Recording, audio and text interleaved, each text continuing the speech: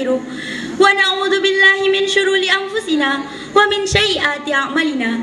May yahdihillahu fala mudhillalah wa may yudhlil fala hadiyalah. Asyhadu an la ilaha illallah wa asyhadu anna Muhammadar Rasulullah. La nabiyya ba'da, amma ba'du. Pertama-tama, marilah kita panjatkan rasa puja dan puji syukur kita kehadirat Tuhan yang Maha Esa, penguasa alam semesta, rajanya dunia, dan sang pemilik arsy yang tiada sekutu baginya, yakni Allah Subhanahu wa Ta'ala. Karena dengan nikmatnya lah kita masih bisa menikmati manisnya iman dan Islam. Kedua kalinya, sholawat beserta salam semoga selalu tercurah kepada manusia suci yang tak pernah makan jagung namun namanya selalu agung, yang tak pernah pergi ke kantor apalagi memegang kalkulator, namun Masya Allah budi pekertinya selalu menjadi pelopor. Siapa lagi jika bukan Nabi Muhammad Sallallahu Alaihi Wasallam beserta para sahabatnya, keluarganya, dan para pengikutnya. Semoga kita diberi syafaat di akhirat nanti. Amin ya robbal alamin. Saya, Aprilia Salsabila Putri, berdiri di sini ingin menyampaikan sebuah pidato yang berjudul Pemuda dan Pembentukan Masyarakat Ideal. Bicara tentang pemuda berarti kita berbicara tentang diri kita sendiri. Betul bukan? Ya, karena kita adalah para pemuda atau generasi muda. Lantas, apa yang menarik dari pembicaraan tentang pemuda ini?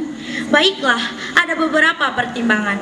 Yang pertama, masa muda atau masa remaja sering disebut masa yang paling penting dalam kehidupan seseorang. Karena masa ini adalah masa peralihan antara kanak-kanak menuju dewasa yang akan banyak menentukan bagaimana kehidupan kita nanti. Apakah kita akan menjadi orang jahat atau kita akan menjadi orang baik? Yang kedua, para pemuda sering disebut harapan bangsa yang akan menggantikan orang tua mereka untuk memimpin masyarakat kelak. Saya kira kita semua mengenal puisi karangan Syauqi Bek yang berbunyi, di tangan para pemuda terletak kemajuan suatu bangsa, dan pada keberaniannya lah bergantung kehidupan bangsa itu. Yang ketiga, para pemuda menanggung beban dan tanggung jawab yang besar di pundaknya. Para pemuda adalah agen perubahan dan agen keberhasilan suatu bangsa. Para pemuda adalah spirit abadi suatu bangsa yang akan terus bersinar seperti matahari yang menyinari bumi. Namun sungguh sayang, banyak dari generasi muda belum sadar tentang peranan mereka yang penting di masyarakat. Sebagian dari mereka belum paham tentang fenomena ini.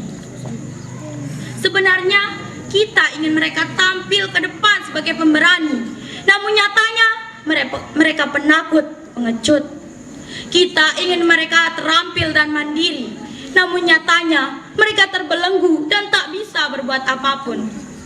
Mengapa hal ini bisa terjadi? Apakah yang saya katakan berkata benar? Apa kira-kira bukti dari pernyataan saya? Kita tahu generasi muda kita lebih senang menghabiskan siang dan malam hanya untuk melakukan pekerjaan sia-sia seperti keluyuran kemana-mana, merokok, nyanyi-nyanyi, joget-jogetan, dan melakukan hal-hal yang buruk lainnya. Mengapa hal ini bisa terjadi? Mengapa generasi muda kita lebih senang menghabiskan waktu di luaran dibandingkan dengan di dalam rumah untuk belajar atau pergi ke masjid? Mengapa? Mengapa? Dan mengapa? Ini karena lingkungan di mana tempat mereka tinggal bukanlah lingkungan Islami. Orang tua mereka terlalu sibuk mencari uang sehingga tak bisa memperhatikan anak mereka. Dan lingkungan di mana tempat mereka tumbuh bukanlah lingkungan yang Islami. Jadi, jika kita ingin membentuk masyarakat yang ideal, kita harus mengganti segala sesuatu milik kita dengan nilai-nilai Islam, dengan nilai-nilai yang telah diajarkan oleh Rasulullah Sallallahu Alaihi Wasallam beserta para sahabatnya yang telah Allah akui sebagai generasi terbaik yang pernah tercipta di muka bumi ini. Seperti firman Allah dalam Al-Quran yang berbunyi, A'udzu billahi minasyaitonir rajim. Bismillahirrahmanirrahim. Kuntum khairu ummatin ukhrijat linnasi ta'muruna bil ma'ruf wa tanhauna 'anil munkar. Kalian adalah umat terbaik yang pernah tercipta kita di muka bumi ini, karena kalian mengajak kepada yang ma'ruf dan mencegah kepada yang mungkar. Quran Surah Ali Imran ayat 110. Jadi, marilah kita membangun masyarakat kita yang dilandasi dengan nilai-nilai Islam. Marilah kita bersihkan hati dan pikiran kita untuk mencintai Allah dan Rasulullah, sehingga Allah pun akan mencintai kita dengan berakhlak Islami.